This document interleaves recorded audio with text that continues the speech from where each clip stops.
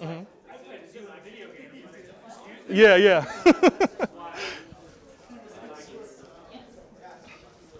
And it's completely you too, because it's like a likeness of you, a town right next to you, right? Like they don't put like Teaneck, New Jersey, where I'm from. They'll put Richfield Park and 6'3", 295. Like what other guys?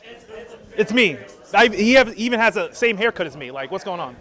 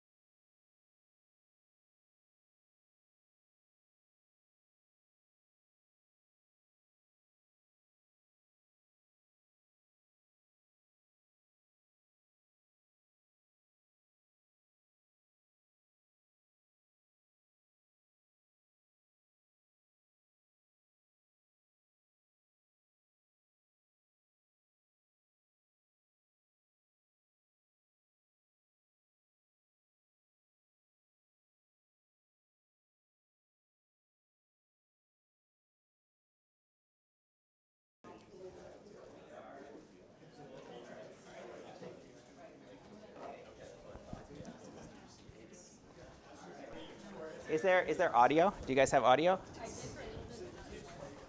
I just turned audio back on. Do you have audio now? Okay. There is about a 10-second delay in the audio, but it should be outputting audio now.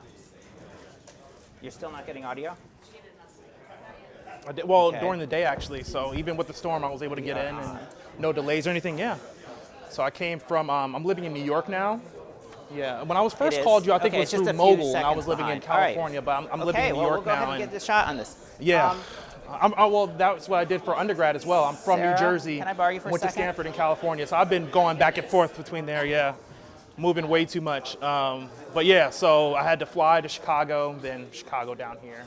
There was no issues or anything, no delays. So I was like, okay, we'll take it. Yeah. Okay. So this button right here will go from Matt's camera to the wide. Okay. So I just want you to sit. Yeah, that's a pretty circuitous route to get to Chicago finally. Jeez. That little, yeah. Was it for the Big Ten tournament? Chicago? We have to get started. We have a huge audience. So we have to Okay. get started. All right. Does that make sense? Just. Yeah. All right. Sorry. Yeah. So it's matching all up. All right. All right. So do I sit? Do I stand next Sorry? to you while you Wherever sing praises? you feel comfortable. Okay. Yeah. This is a good My turnout. show. Hi, Lila. All right. So we're gonna go ahead and get started, All right. and we'll see how things go. All right. All right. Okay. All right. Well, thank you, everyone, for bearing with us. I'm so glad that you are all able to join us today for Khalil Wilkes' talk on name, image, likeness, and the college athlete experience. I'm thrilled you're all here. I'm thrilled whoever's online is with us as well. And we're trying a little different tech setup today, so we're going to see whether everything works quite as well as we hope. But I've got high hopes. Just to quickly introduce myself, I'm Jason Rantanen. I'm the director of the Innovation Business and Law Center here. Our speaker series for this semester is Name, Image, Likeness, and the Law. So we're really delighted to have Khalil Wilkes join us today. So today we're going to hear from Khalil Wilkes, who is a business affairs executive with WME Agency.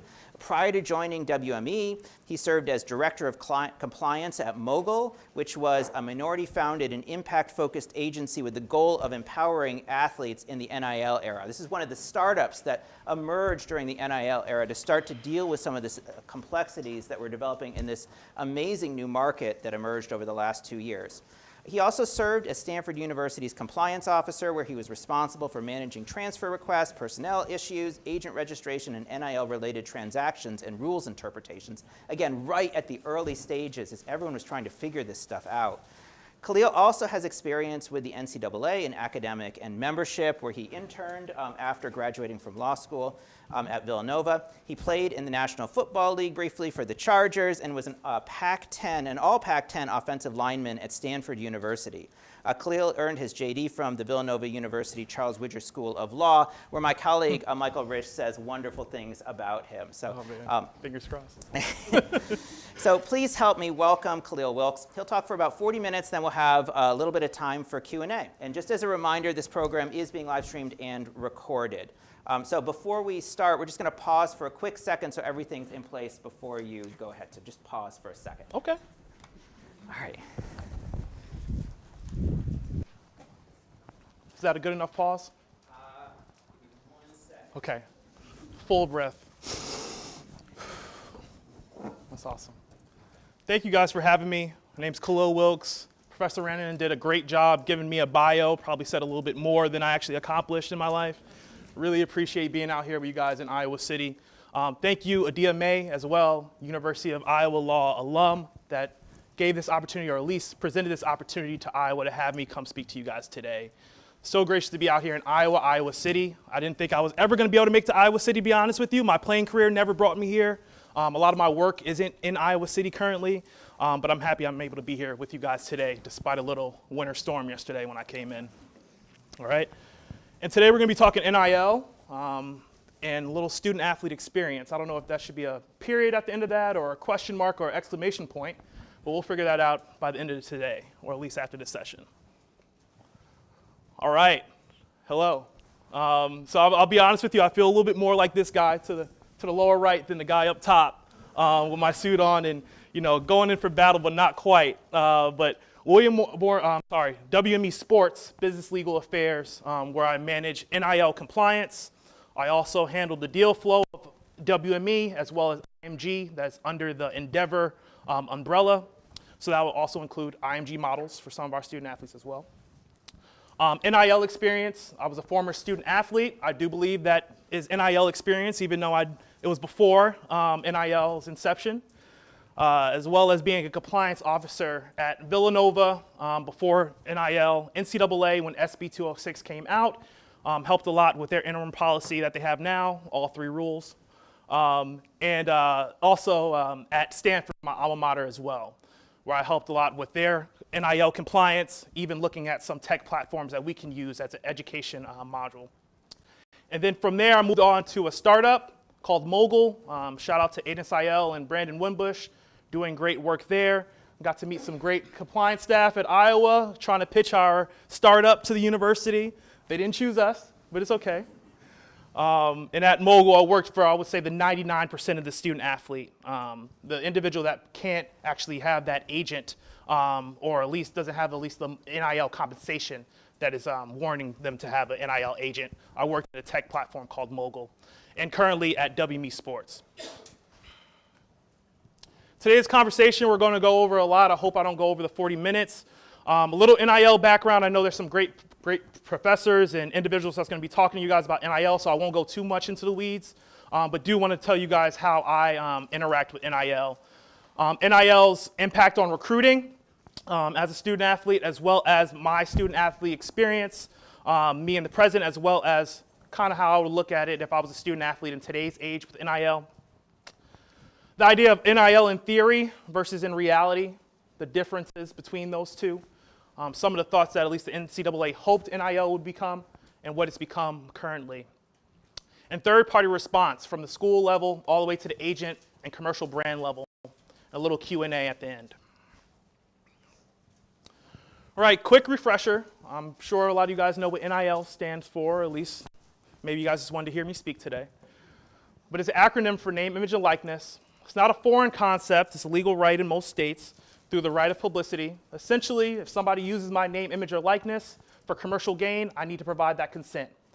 And why this is important today, starting actually in July 1st, 2021, because prior to that, the NCAA rules prohibited student athletes to engage in NIL. Essentially, they were not able to have the same rights as even a lot of their student colleagues that were able to monetize off their name, image, and likeness. And capabilities through NIL. Student athletes have done great things through NIL, but some of the capabilities that are out there are appearances. Do a lot of appearance deals, endorsements. We're about 80% so far. I'm sorry, numbers are terrible in NIL right now. We're still working on that through disclosures by student athletes, but endorsements are mainly where you see a lot of NIL come from. Instruction as well, coaching, as well as doing camps or clinics with your name or image or likeness all attached to it, as well as licensing, autograph signings, NFTs, and self-employment, whether that's making a shirt, clothing line, apparel, etc.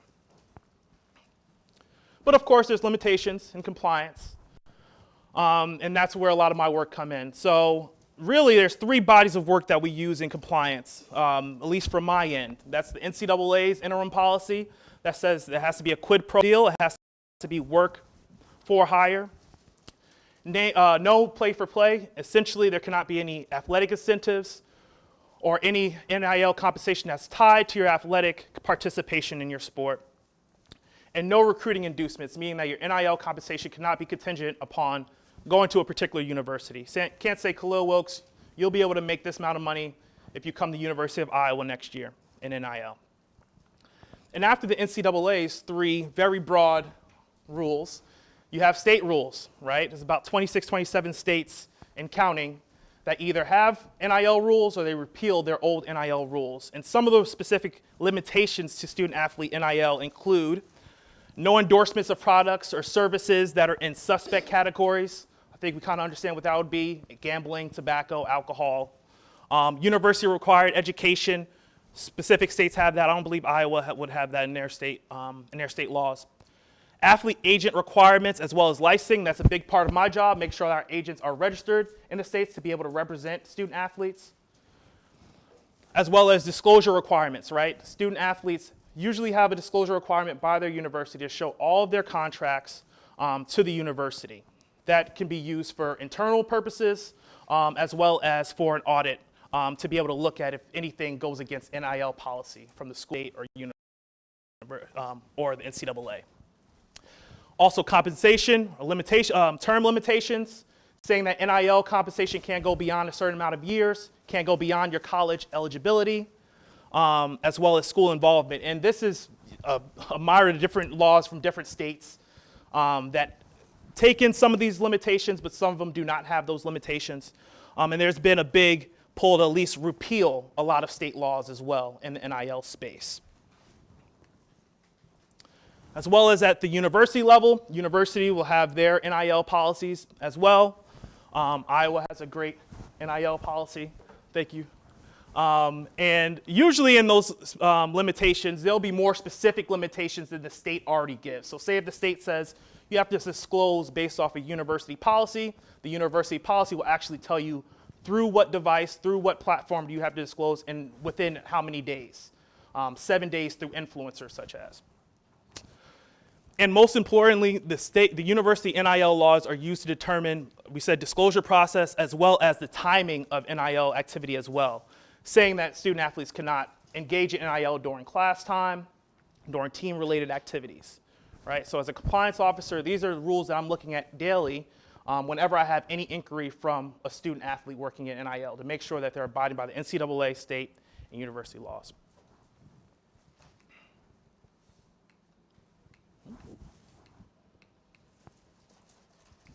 This remote will work. We can freestyle. Does that work? Doesn't work. Okay. It's not advancing at all. No, it's not moving. So you try the button. No. we prepared for this. We knew this was gonna happen. While that's going on, I do want to see, is this mainly law students? Law students, can I please get a show? Oh, okay. Well, everybody. All right. Except for a couple. All right. Cool. Any former student athletes, whether college, high school? Okay. Got a couple. Cool. So hopefully I'll say some relevant things and talk about our experience and how that's might have changed through NIL.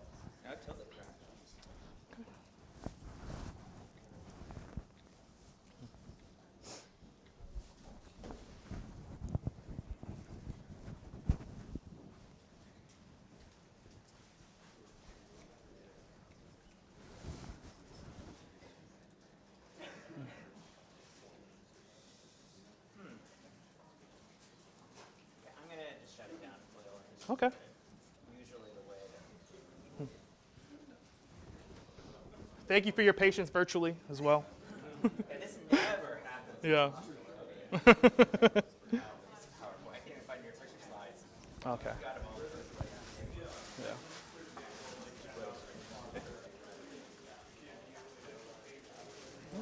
It's in my email.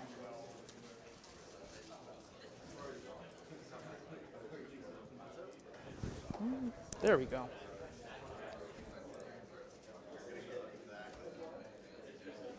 Okay. Should we be here? Let me see if we can. All right. All right, so now the fun stuff. So what has NIL been thus far since July 1, 2021? Mainly we have seen football and basketball, high revenue, having a lot of student athletes that are highly involved in NIL, NIL also being used in recruiting in those sports. NIL compensation in other sports is happening, but right now that number isn't too high right now. It is about a median of NIL compensation of only $1,300 a year. If you take football out, it's much lower than that. Take out a lot of the quarterbacks that are making a lot of money and women basketball players that are making a lot of money. It's not much money right now in NIL. But it is an opportunity for the new grassroots influencer. Student athletes that have a lot of influence on campus, hard to reach markets, as well as in their local communities. And unfortunately, there is a gender equity gap currently. A lot of female student athletes are engaging in NIL, doing a lot of deals through NIL, a lot of encouraging things coming through NIL. We actually, at WME Sports, represent Olivia Dunn, who's done great in NIL. But unfortunately, the pay wages have been different from men to women, even in very similar sports and very similar situations with brands. I believe you guys are going to be talking about that in a couple weeks as well. A couple months, sorry. Now, student athletes have, like I said, used NIL in a myriad of different ways, a lot of different ways. Darren Rencher up top, when I was at Mogul, he was a former Clemson football student athlete. He did a great job at least being able to create the Players Club podcast, his own podcast. He always had an interest in creating his own work. And from there, that opportunity led to him being able to work with the AC Network, doing some of their commentating as well on their end. Philanthropy, you guys might know Tyler Lindenbaum, a great offensive lineman that's at the Ravens, giving back to the Steed Family Hospital, as well as Caitlin Clark doing the same. Community Uplift, Blake Corum over at Michigan, giving out free jerseys to the local community, enhancing football participation, athletics participation in that small town. Brand ambassadors, we have up here even Outback teammates, ambassadors for big organizations such as Outback. Nike as well has their own campaign, Adidas. A lot of commercial brands have gotten into this space through campaigns with student athletes. And great entrepreneurs as well. A punter for University of Iowa, punting is winning. I saw the shirt when I went over to, was it Raygun? Is that the great store? Got some memorabilia stuff there. Saw some NIL shirts in there too from Fran McAfee and some others, so that was encouraging. And we're starting to see this in the high school grassroots level as well. Our agency represents a couple of high school student athletes in select states. And right now there's about 25 states, including Washington, D.C., that is opening up NIL to student athletes. And this is something that maybe last year, only a couple states, right? California, New Jersey, New York. Now we're having almost half the states being able to have that for their high school student athletes. And that's the high school associations that make those rules for those athletes as well. And with high school athletes obviously getting in this space, NIL is going to impact recruiting. I've seen a lot of different articles where people might debate on the actual impact, how much of an impact is made in recruiting for most sports. Right now, participation in NIL throughout all sports is about 17% of student athletes are engaging regularly through NIL. I'm hoping that that number obviously increases with them feeling more empowered to monetize their NIL. But it's always going to be a thing, at least with student athletes and universities wanting to have that competitive edge to be able to use NIL through recruiting. And the NCAA's response was to have at least the main limitation throughout their interim policy that there cannot be any recruiting inducements. Like I mentioned before, NIL compensation not being contingent upon going to a certain university. And the NCAA already had recruiting rules beforehand. They just added even more NIL rules. So all of those old rules still apply, but there are additional rules such as school employees and staff are prohibited from sourcing, negotiating, facilitating NIL deals for student athletes. That's been something that's had some contention. Shouldn't the school be able to help out their student athletes that they know and they see face to face and work with every single day, especially with all the great resources for the school? And high school student athletes being prohibited, at least from engaging in NIL at a university campus. Again, the NCAA having even more rules against recruiting in this space. And we've seen examples of it happening in recruiting. Jaden Rashada, California high school recruit, was getting offered supposedly a deal from the University of Miami upward of $9.8 million. Decided to decommit from there and go to cross-state rival in Florida for another $13.8 proposed deal in NIL once he reached that university over 4 years. And the numbers were absolutely unbelievable. We're talking $200,000, $300,000 per month for some of his time as a student athlete, which was unbelievable. But what we've also seen in recruiting, unfortunately, is something that the NCAA wanted to get away from, with schools making these inducements or at least these promises, but not following through with them, right? So before he even got to campus, supposedly that NIL contract from Florida was ripped up after they had his signing, and that caused him to even ask for his NLI, his National Letter of Intent, to be rescinded, and he actually ended up going to Arizona State. So we're starting to see why the NCAA didn't want this to be a recruiting basis. Obviously, with a lot of these contracts not being the greatest for some of our high school athletes, and inducing them to come to school when really they should be trying to come for much more reasons than just one NIL deal. And really what we've seen also is even though they have all of these rules, it's extremely hard to enforce, right? I mentioned to you guys that the NCAA interim policy has no pay for play, no recruiting inducements, quid pro quo. I've seen deals that on their face would be compliant, but I know in practice they're not going to be compliant, right? So it's something that's very hard to enforce from the NCAA. They've really kicked the bucket down to the states and the university to do some enforcement in this space. But it's definitely going to be some more movement in the recruiting aspect of NIL as well. All right, the fun stuff. So class of 2009, high school, please don't try to date me too much or think about how old I am. When NIL was not available, my main thoughts on recruiting were, I'm going to get the best education I can. I have a great ability to be able to go to great universities. I'm only 6'1", I'm not 6'5", 320 pounds. My dad played college football. He said, you probably won't go to the NFL. So just go to a great academic school, get full ride, and the other things will come into place. And with that, a lot of things that were important to me were obviously athletics, team success, development, environment, the coaches as well as the perks of facilities and game time atmosphere. And it was all with a very small village. I had my parents, coaches, close coaches at the time, my girlfriend and a couple friends helping me with that decision process. Not a lot of people, didn't have a 7-on-7 or offensive line or trainers helping me out in that decision. And really it was all for the thought of this is not just a 4-year decision, it's a 40-year decision, right? Where you decide to go to university is something that's going to benefit you outside of these 4 years, outside of these walls. And what you want to do. And that's something that has helped me, right? I've been able to use my student athlete success, and even though I wasn't able to monetize at that time, be able to parlay that into some career opportunities. But today's Khalil Wilkes, in today's world with NIL, I'm not sure if I view my college choice the same way, if I can make money right now. How much is my Stanford degree worth if I can make $300,000 in my first year? I left Stanford and I left my law school. I wasn't making $300,000. I'm still not making $300,000, you know? So at the end of the day, you know, with NIL available, maybe I'm thinking playing time. How can I get my face out there? Monetization, being in a small atmosphere, Iowa City, where I'm the absolute man of this city, of this state, compared to going to a metropolitan area, say in Miami or New York, that has professional teams. Maybe I think about that. Development to the pros. In NIL, in terms of school location, am I from Iowa? Can I get even more by going to the University of Iowa, right? I believe AJ Espinenza, the defensive lineman, he has a younger brother that's coming up that's an absolute beast. I'm sure he'll probably think about going to Iowa because of the NIL that he can probably gain from his brother's notoriety, and then him being an Iowa kid going to the University of Iowa. We'll see how that works out.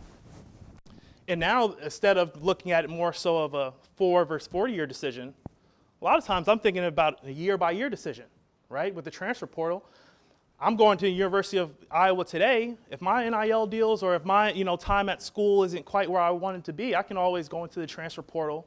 There's going to be individuals recruiting me, offering me a lot of different money to go to their university, right? So it's very interesting. I mean, even though I absolutely loved where I was at and where everything ended up working out, with NIL, it's another thing that these recruits are thinking about at a very young age when they're deciding on which universities to pick. Whether that's good or bad, I think that that's great that they at least have something else that they can aspire to while they're at a university. And moving into my student-athlete experience, to be honest with you, I think I was blessed to at least be the student-athlete that I guess the NCAA would want us to be, right? You graduate, you compete high, you go to your school, you're there for your 4 years, you don't transfer. I had a great time there. We competed at the highest level on the field, in the classroom. We went to 4 BCS bowl games, won a Rose Bowl. This was before the Iowa-Stanford Rose Bowl. Sorry about the band, okay? Thought I was going to throw that one in there. I'm not a big fan of the Stanford band. But a lot of success. Pac-12 champions. I was an all Pac-12, all conference guy. So it was a great experience. But with that, it was a lot of struggle. And not to get on my soapbox, but to be honest with you, coming from New Jersey, being a New Jersey kid, going out to California, not having my family around, not having a ton of money to be able to have my mom come out to games, not being able to fly out during Christmas break, staying around at a local hotel, right? Those type of things affected me. And being a student athlete's hard. You have your time management. Your body hurts all the time when you're a football player, all the time. And then you have pressure. I'm in class thinking about what I'm going to do in class, but I'm also thinking there's a 320-pound guy that wants to rip my head off on Saturday. What my mom watching on TV? She's DVRing it. So these are all things that student athletes constantly have to think about, deal with, right? I'm sure Fran McCaffrey, they lost yesterday. Now they got to go have class and come back and think about NCAA tournaments. A lot of things to think about, especially at that young age. And outside of that, what are you getting in your scholarship? I think I got a lot through my scholarship at Stanford. I was able to have some internship opportunities during the summer, but for a lot of student athletes, that option isn't open to you, right? During the year, you're being controlled to tell you exactly where to go, where to be. They want you to, be there to be an Iowa student athlete, right? Not to go off and, possibly go to Barcelona and learn a little bit about their culture or, those type of things. So I think, and, what we're going to get to, hopefully, is having more opportunities in professional development through NIL, as well as your educational development, right? As a student athlete, there's certain majors that are even pushed to you, certain majors that are taken away from you, right? I wanted to be a computer science major at some point at Stanford, and they were like, listen, we got class at 3:30. Are you going to be here? Are you going to be at practice? And that happens at a lot of universities. And sharing the student body experience, right? The pressures that you deal with as a student athlete, your time levels, exactly where you have to be, somebody telling you have to be at every moment. It's very hard to feel like you're a regular student at the university that you're at. But hopefully through NIL, some things change. Today's student athlete still has the struggles I had, I'm sure. But NIL can help these student athletes in many ways. They can reap the benefits of their value now. These guys are so valuable now. Why not take advantage of it right now? You have to wait till you go to the NBA, hopefully get a good job. And through NIL, our student athletes are doing great things, building their own brands like we talked about, developing personally. Some even using the things that they're getting, their money that they're getting to go get some LSAT prep. I wouldn't use it for LSAT prep, to be honest with you. You know, and to help the community home. We have Mr. Lyle, that was a point guard. I know Professor Feldman mentioned him in his talk. This student athlete that used his scholarship money, his NIL money as well. Sorry, not his scholarship money, his NIL money to help pay for his sister's tuition. These are great things. We hear a lot about some of the other bad parts of NIL, but there's some great things that can come through NIL. And hopefully we start to see more student athlete entrepreneurs, advocates, coaches, investors being able to have that experience right now and using that to be better people after they're done with their time at the university. But what we've seen is it's a little bit of a difference between what we think or what I'm saying I hope NIL becomes versus the reality of it, right? In theory, monetization should be based off the fair market value, right? What does the normal buyer and seller agree this deal is worth? And not based off of market value, based off of what the buyer and seller determine that compensation should be worth. There's a difference there. And in theory, right, NIL should be an empowerment tool for everybody, an educational tool for all student athletes to take advantage of. And currently, a lot of student athletes don't feel like they can take advantage of it.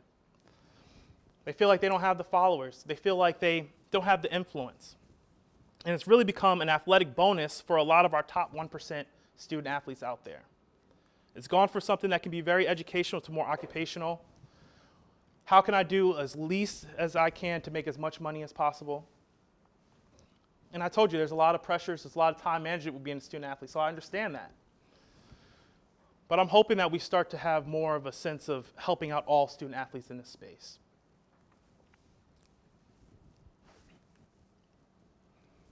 And how have third parties reacted to NIL? Everybody has had their hands in NIL in some way, right? Whether that's schools, commercial brands, small brands, collectives, tech platforms. From the school side, it's hectic. It's madness right now, okay? Little to no guidance from the NCAA or conferences in this space. A university by university approach. The NCAA just came out with a memo saying for NIL violations, there's a presumption of guilt that the schools have to then rebut if there's any type of violation, right? If there's any type of evidence of any type of NIL violation, University of Iowa's athletics department has to show evidence that they did everything that they could and that there was no violation that was had. It's become a political issue as well, right? Whether you have somebody in the state office that is a Hawkeye or a Cyclone, maybe some of those policies are more in your favor depending on what the politics are in your state. And the things you got to hear also from your coaching staff. I'm overworked. These guys are transferring all the time. They want to hear about NIL. I'm trying to talk to them about the facilities. They want to talk about how much they're going to make. Right? And it's an arms race. At the end of the day, in college athletics, we don't have a draft. Everything's about competitive balance. Everything's about recruiting. Right? So as a school, you want to obviously have that arms race. You want to do more in NIL than, say, the individuals over at Ames. But you also want to keep your school culture, your school identity, right? And right now, mainly what schools have done is provide education as well as monitoring opportunities for student athletes to disclose their NIL contracts. They usually power with tech platforms such as Influencer, Open Doors. University of Iowa right now is powered by Influencer Plus, providing education to student athletes as well as allowing them to disclose their deals in a compliant manner. And there's also in-house NIL positions as well. So if all of you guys are thinking about possibly working in this space outside of jobs in the agency, there's also jobs that are starting to be had within the school, NIL, in-house for NIL deals. Tech platforms. So I mentioned before that I was at Mogul, right? I did Director of Compliance and Athlete Education. Several tech companies, they help student athletes navigate NIL. They provide a platform for student athletes and brands and fans to connect, and they help source deals as well. So when I was at Mogul, we had individuals out there pitching a lot of our student athletes to brands that aligned with their thoughts on how the student athlete thought they wanted to align their brand, as well as having me help out with the compliance, make sure that I talk to Lila and individuals in the compliance offices at different universities to make sure that all NIL was compliant with university, state, and NCAA rules. Some of these also provide education modules. There's much more than 6 of them out there as well. So also other opportunities for law students afterwards to possibly work in this space. And like I mentioned before, tend to partner with schools, ask for a retainer for their services. Collectives, I won't go too much into collectives, but I will mention them. They are a player in this space. Collective is a pooling of school alumni for NIL opportunities and money for the school's student athletes. Very much school and sport focused. So the University of Iowa's alumni wanted to come together and support student athletes. They can build their own collective. It will likely be different than Iowa State's collective, right? Because at the end of the day, we want to have that competitive advantage. And it is heavy into recruiting. It's the reason why a lot of schools differ on how they interact with collectives. Okay. Now the pros, right now in a lot of state and state laws, they don't allow schools to be involved. They don't allow staff, employees to help their student athletes negotiate NIL deals. Well, collectives, they still have that targeted audience of the school's student athletes, and they still get to help, without the school being liable for these deals. And they can direct large sums of money to specific athletes that help with the success of the athletics program. Unfortunately, usually they lack support staff, and they tend to have some shady and bad deals, a lot of general terms in a lot of their deals that I've seen. But in my work at an agency, we do work with collectives as well in a compliant manner. In agencies, how have agencies been affected by NIL? So when the NCAA, through their interim policy, allowed NIL for student athletes, they also allowed agents to be in this new world working with student athletes, particularly only for name, image, and likeness. Still cannot represent them for their professional pursuits, anything that deals with, their tie to possibly being an NBA player or NFL athlete, still has to be NIL within college, but that would include financial advisors, marketing consultants, agents as well. And usually, to be honest with you, like I mentioned before with the numbers, NIL isn't a big money grab for a lot of agencies, but it is based off of building those early relationships and recruiting.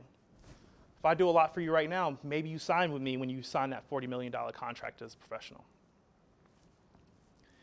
And in my role, I manage NIL compliance, and I also do legal work in assisting in contracts for our NIL clients as well.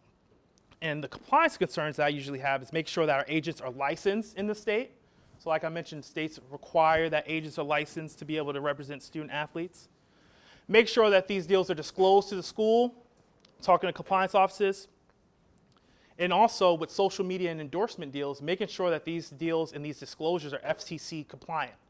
That's something else that's been something that the student athletes have had to think about. When they're doing social media posts, they have to make sure that they're at least letting everybody in the public know that they're being a paid sponsor for this brand, right? And they have to abide by FTC guidelines. As well as making sure that obviously all their deals comply with NCAA, state, and school compliance. On the legal end, a lot of the terms that I tend to negotiate a lot of back and forth is usually on the term and usage, right? Brands don't want to use student athletes. They don't feel that student athletes are too valuable right now, but they'll love to have them over a long amount of time, right? So a lot of times I'm negotiating for year-by-year deals, hoping that through great work, the student athlete's value is going to continue to rise, and if there's anything to where they want to renegotiate their terms of their contract, they're able to do so. So term and usage is actually one of the bigger things that I negotiate, and you would think it would be very simple, but it's not a lot of times. Exclusivity, right, which can get very in the weeds, right? If I'm representing, or I'll do an NIL deal with Nike, right, they're obviously going to want you to be excluded from doing any deals with Adidas or any other apparel companies. But sometimes they might not want you to do NIL deals with anybody, right? Because you have certain companies such as Amazon that have their hands in everything. So Amazon might not want you to work with Nike because they sell apparel through their site. They might not want you to work with Microsoft because they feel, So in terms of exclusivity and making sure that student athletes are not being too excluded in what they're able to sell during the term of their contract, something that is big. As well as indemnification, right? We have individuals going on appearances, doing autograph signings. If anything happens at that autograph signing, want to make sure that they're indemnified, make sure that there are no claims. At the end of the day, student athletes want to be able to use this as a tool. They don't want to be sued for something that happens at a site or during their NIL activity. So make sure that they're indemnified for that. And obviously the reps and warranties, and a lot of that language as well. And we work a lot with commercial athletes. At WME Sports, I do work with mainly the top 1%, whether that is top 1% in terms of influence, social media following, or that's the top 1% we think you're going to be a first, second round pick in a sport that you're playing. And commercial brands have definitely interfaced with NIL, whether that is Nike's campaign with NIL student athletes, Dunkin' Donuts, H&R Block actually just did a campaign with a group of women student athletes. And some of these brands use it for, to build relationships with the next generation, the same way that agencies use it to recruit the next athlete, right? If I do a deal with Bronny James, maybe I get him when he's playing with his dad a couple years later, right? And a lot of them also hire agencies, middlemen to help out with a lot of these transactions. Brands are very afraid of NIL. I think that it's been a work in progress over the years. I think at first they were very afraid of the compliance concerns, not understanding NCAA language, not even knowing who to talk to, having young kids be the product of their marketing. So they hire other tech platforms such as Mogul, Influencer as well, to help out with some of those deals. They also hire agencies such as WME Sports to help out with the compliance and the communication that goes back and forth from the athlete to the brand. And typically for commercial brands, a lot of these campaigns are female dominant. That's where we usually see a lot of our activity from female student athletes being in these campaigns with bigger brands. And as you can see, Caitlin Clark is in a Nike campaign. She's in plenty of other great campaigns. She's been doing great. My girl Haley Jones as well. And she is actually a high school, one on the bottom right, high school student athlete, the first one to brand with the Jordan brand. It's unbelievable. You have Shadur Sanders, who we work with over at WME Sports a good amount, and Caleb Williams, who's probably a top 3 to top 4 NIL earner. He has partnerships with Bose. He's given out Bose to the whole USC women's basketball team before. He's doing great in NIL. And for the commercial brands outside of the big time brands such as Nike, a lot of the local brands that are in NIL are using it also to reach the hard-to-reach populations, to reach you guys, right? The individuals, whether that's from undergrad all the way to graduate school, these brands want to be able to interface with you guys. So that's what they use NIL from. You guys know some of these student athletes. You guys are at the athletic games. And also, one thing that commercial brands would love to have, and they always push for, is some type of license or use of school IP. Right? That is huge for a lot of these athletes. A lot of times these brands want to have some type of association with a university by connecting that school IP. And usually in the NIL rules of schools, they have how you can at least try to ask for permission to get certain licenses to be able to use school IP. Although most schools hold dearly to their school IP, to say the least. And that's pretty much it. I'm happy to take some questions. Very passionate about this, not being able to really, monetize off my own name, image, and likeness when I had a lot of value, right? That could have definitely helped during my student athlete time. I didn't have a lot of money. And now being able to help the next generation of student athletes, individuals that look like me, build their brand, it's just a great field to be in. And if you guys want to work in sports at all, it's a great first start, a great way to get your foot in the door. It's helped me tremendously. And after the questions, if any of you guys want to connect, happy to do that as well. Open up to questions. Well, oh, thank you.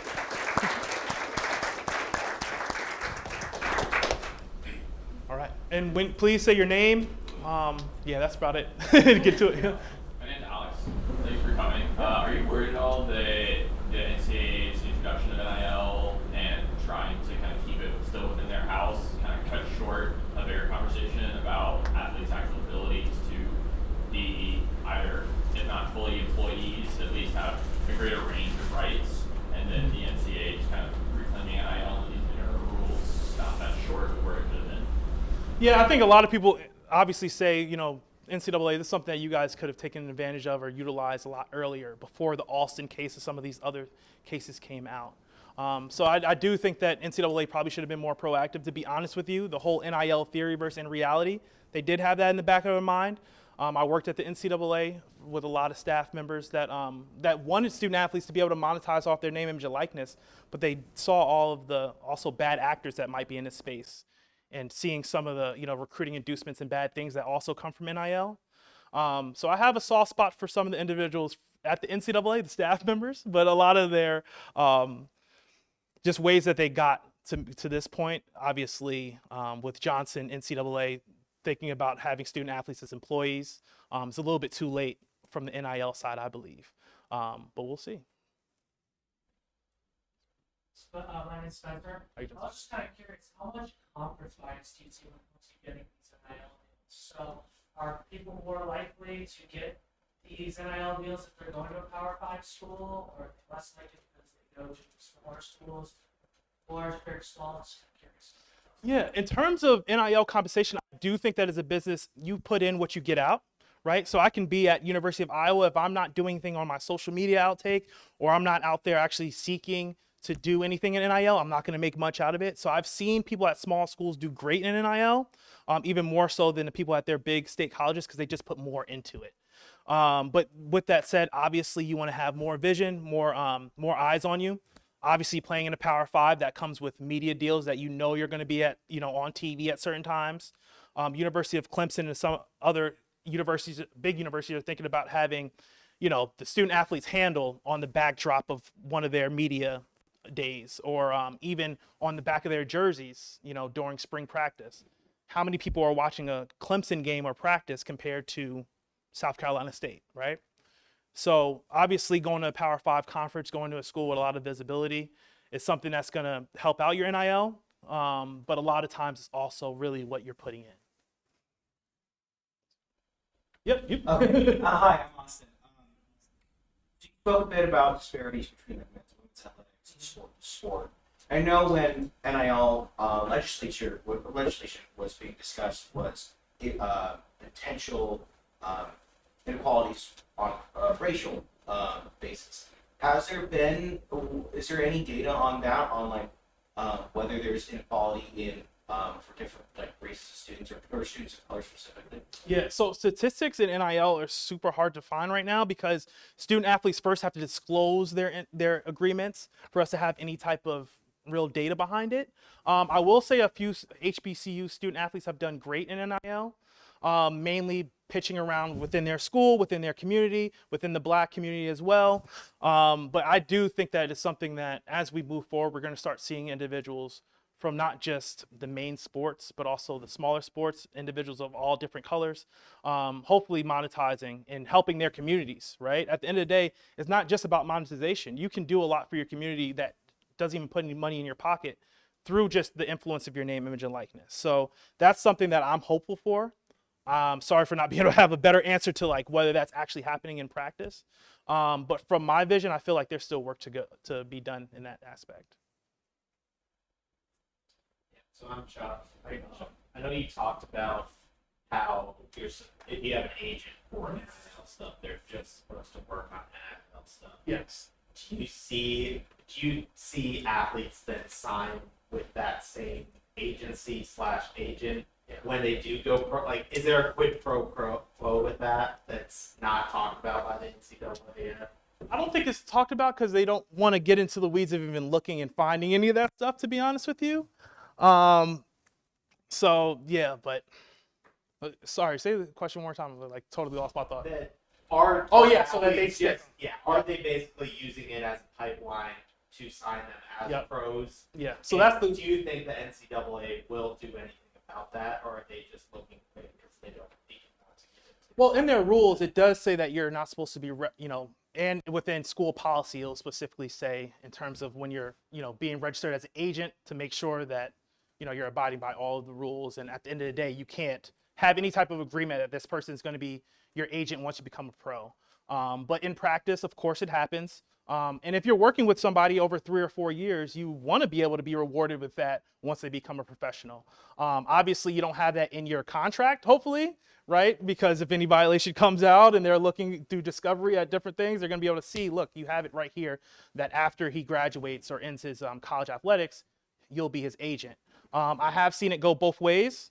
I've seen individuals stick on with their agency. I've seen people leave last minute. So I think that these are kind of the first case studies we're starting to see within the first couple years. And I think that's going to be very interesting to see how much agencies put into NIL with that being the case. Agencies know that NIL doesn't make a lot of money for them. It's really peanuts compared to professional. It's all about the relationship building and getting, that return on investment on that first or second contract in professional. If we start seeing more people leave from WME to CAA, Wasserman, all these different agencies, who knows if they put more into their NIL efforts. And if you have a story writing this, I'd love to hear it. All right. So, when you were a student and they didn't have NILs, you heard stories on podcasts like Fred Taylor opened his store and found a bag of 20 grand from Georgia on his doorstep. You asked that question. Have you seen that NILs had that money just transferred over into a more public, more legitimate means, or is this? Think of that still a problem with recruiting, and this has just become maybe another avenue for people through a line that they can. Yeah, it is a problem. That's what we mentioned before, like the impact of recruiting, especially in high revenue sports such as football. And I think that, like I said before, that is going to continue in the space. So, I mean, it's going to happen. At the same time, whether the people that were doing it under the table before, they're probably finding a more permissible way to do it through NIL, which I think is just a smart way to do it. I mean, why would you, if you can essentially, have somebody come through and then afterwards say, listen, if you partner, if you endorse my business, I'll give you $20,000.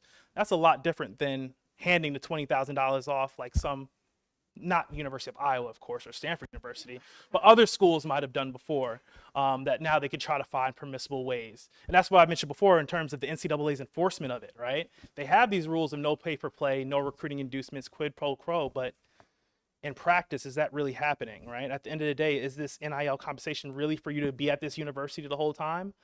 Usually it is. And sometimes even in contracts you see, and which happened in the Jaden Rashada case, which I didn't really talk too much about, just a great case if you can really read into it.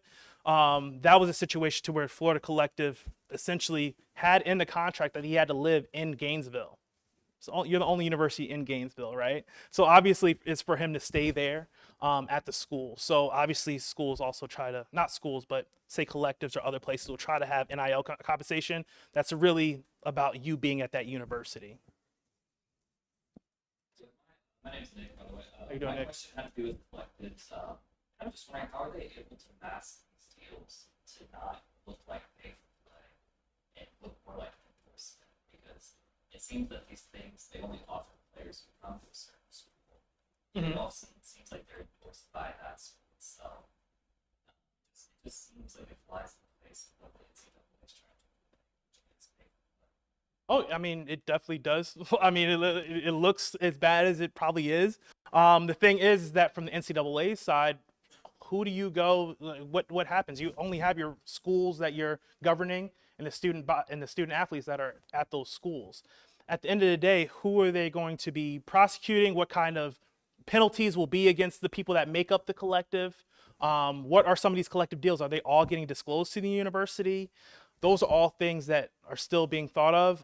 And in terms of, collectives aren't totally just a bad word in NIL. There are some good deals that are coming through collectives as well. A lot of group licensing deals that I think student athletes should be able to link the school IP a little bit with what they're doing. So those things are positive, but in terms of whether it's clearly in NCAA's face, all the things that's going on, it is. And they've been able to send out memos kind of speaking on some of the things that they've seen.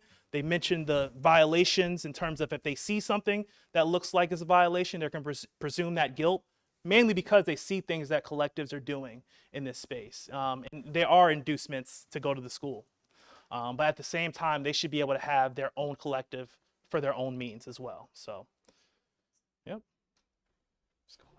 Dylan, so how do you put true value on that when it comes to this? Because if you think about it, LeBron's kid is worth $9.5 million, I think is what it says, and that's probably 90% because of what his dad is. Yeah. What his dad does. How do you put true value on some of these athletes that are coming in at $13 million, who haven't played college ball before, who could get injured, could decide that, or I mean, they're not as good as what they were in high school. It's a completely different game. It's a sped up game. It's going to be 3 times faster than what your high school is. How do you put true value in what they're getting on something like that? Yeah. Well, in terms of NIL compensation, you could put some value in at least their social media following, right? You can do some type of analytics, try to figure out what type of value they have. There are evaluations that companies are starting to have in NIL to say, you're a student athlete at this university in this sport. This is kind of the valuation that we have on your NIL. But a lot of times, like I mentioned before, in terms of state law saying whether the NIL compensation has to be market value or fair market value, a lot of states actually have it as market value. And in that sense, it is more so of not just what the normal buyer and seller would negotiate on, but really it's about, what we decide as a buyer or seller, as student athlete and brand, how much your value is. So a lot of times they aren't valuing the compensation isn't matching the value, but for many other reasons, brands and schools are just fine allowing that to happen because it's the student athlete still under your roof. At the end of the day, I mean, it definitely helps in terms of recruiting. So, yeah.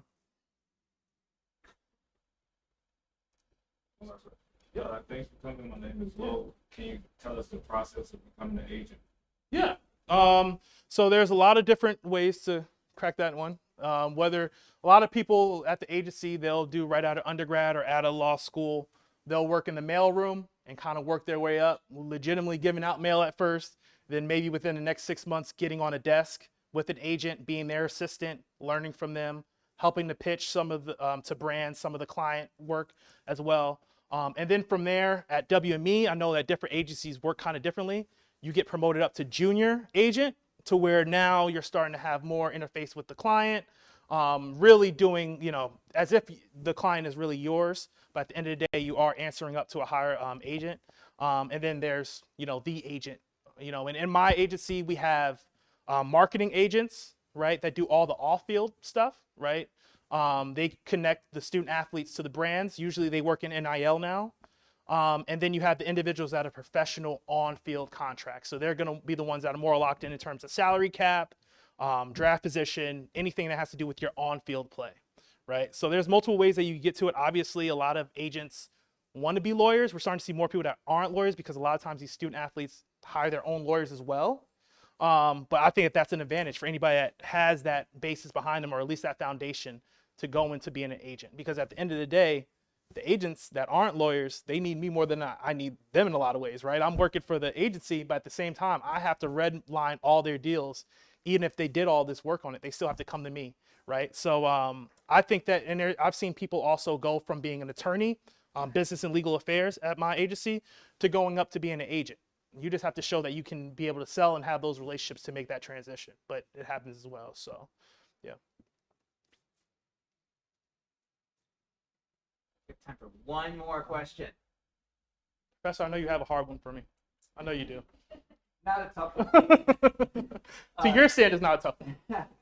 Can you talk about the value that student athletes can derive from, what is essentially an internship or an experiential learning course that they are putting themselves through? I mean, in some cases, these student athletes that are controlling NIL deals are becoming employers themselves. Like you said, they've got attorneys and others work